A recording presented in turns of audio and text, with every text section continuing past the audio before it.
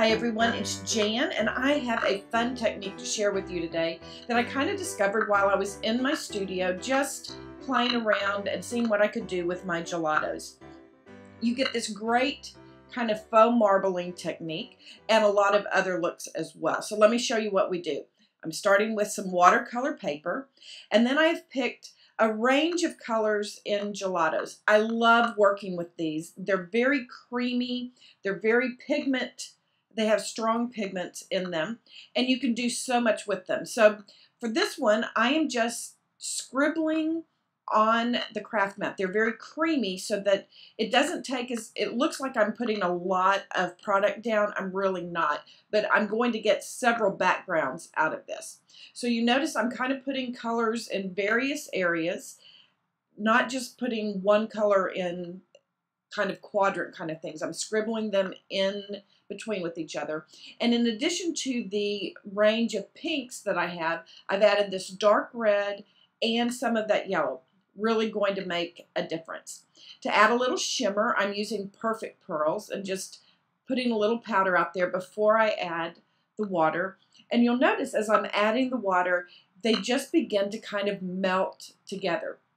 So in this first background, I wanted to see what would happen if I added water to the background first. And what I'm seeing is it doesn't absorb as much of the gelato mixture. And this one, I do not have any water on the background.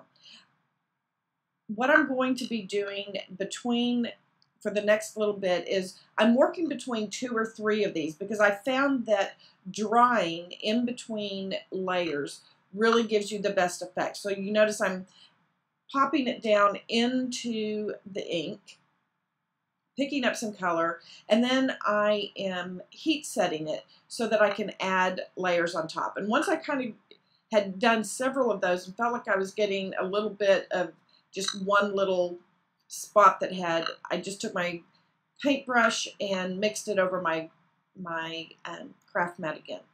Then I decided to do a little splattering with it.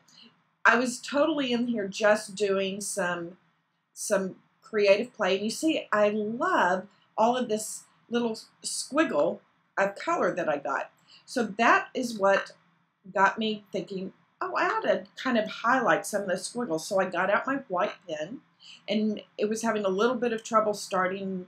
I don't know if I've shared that tip with you before, but if you'll rub your white pen on the finger pad of your finger, the warmth from it will kind of melt the ink and get it going. And you see what I'm doing? I'm kind of following the definition of maybe where one color kind of stopped and another one started. It's very organic, and there's no right or wrong here. I'm just kind of highlighting it. So on this first one, I just did white. Now I'm going to pick up some black pens, and I'm showing you that I started working with really kind of thin ones, 0.1 or 0.05, and then I have this 0.5. So on this one, I'm going to use just the black pen.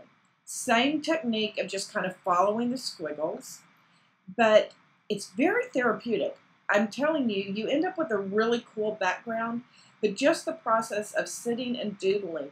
And for those of us that may feel like we're a little doodle challenged, like I love when people use doodling in their artwork, but I'm sometimes a little overwhelmed with the idea. But clearly I wasn't overwhelmed with it this time. I just did lots and lots and lots of these squiggles. So here's the one on the left that had just white. Here's the one on the right that I did with just black. And now I thought on this one that was I created kind of near the end, I thought it looked like marbling. So, because it's got those lights, a little bit of the dark, and I felt like it was going to need both whites and darks in it.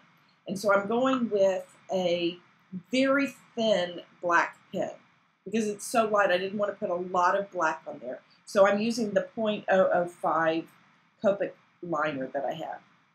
And I'm just, instead of doing all the black or all the white, I'm working back and forth between the two just to kind of keep a balance between the whites and the darks. And I'm not doing a solid coverage like I did on the other two. I'm just kind of putting it here and there.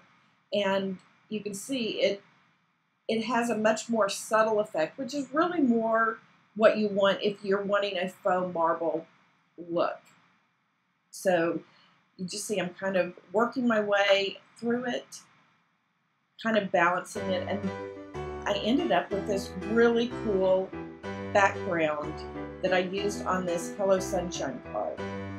Very subtle, used similar colors just by putting some chipboard pieces on there. But I love the look. It gives a really good place for the eyes to rest. Also loved this other one that I did, and I'm going to be working on a video showing you how I created this card using some foil.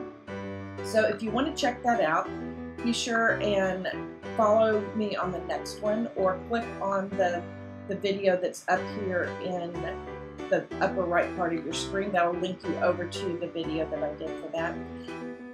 I appreciate you stopping by and sharing this little bit of creative playtime with me today. I hope that it has inspired you to go into your own studio and get some products out that maybe you haven't gotten to play around with for a while, and see what you can come up with, because that's where I feel like I get my best ideas, is when I'm just playing with product and finding out what will work. If you're new to my channel, please subscribe and follow me on Instagram, Pinterest, Facebook, Twitter. That's where I kind of keep up to date on what I'm working on right now. I'll be back soon with another video. In the meantime, be sure and save some time for creative play.